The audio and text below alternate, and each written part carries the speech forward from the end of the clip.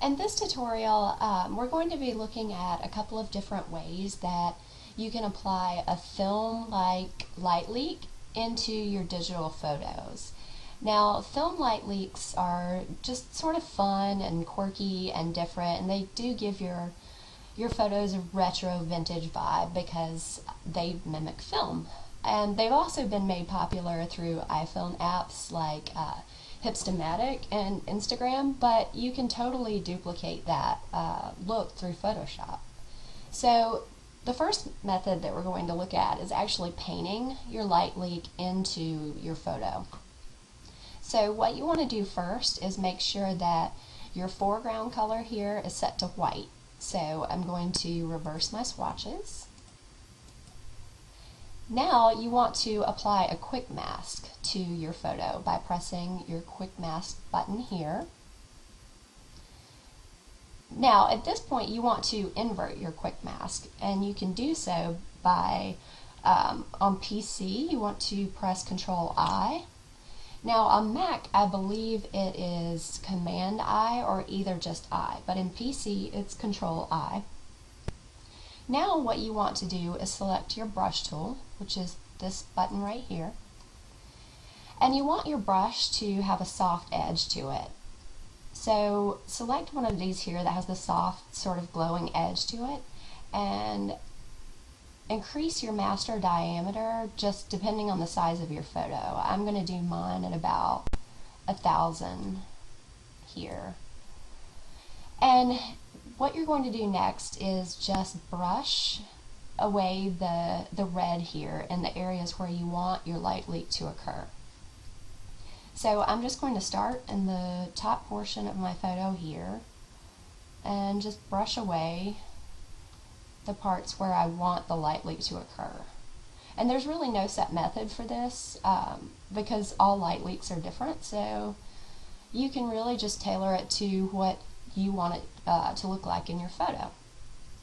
So after I've selected the area where I want my light leak to show up, you're going to press Q, and as you can see, this is again where the light leak will take place.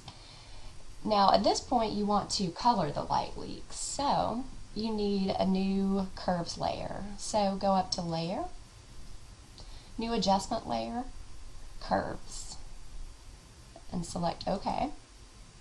Now on the master channel you want to just pull it up like this to brighten this part of your photo. Now we're going to add the color to the light leak, so go to the red channel and pull up, and then the green channel pull down, and blue pull down as well. And you can play around with the channels until you're happy with the color of the light leak.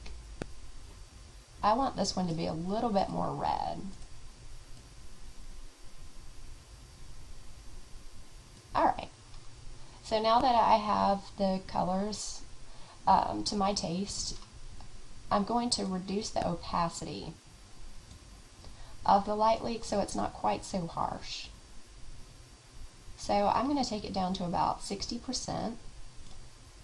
Now at this point you can either leave the light leak as it is.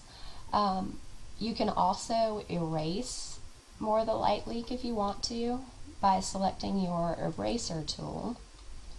And that's the beauty of an adjustment layer. You can go back and erase what you just did, but it's not going to affect your overall photo.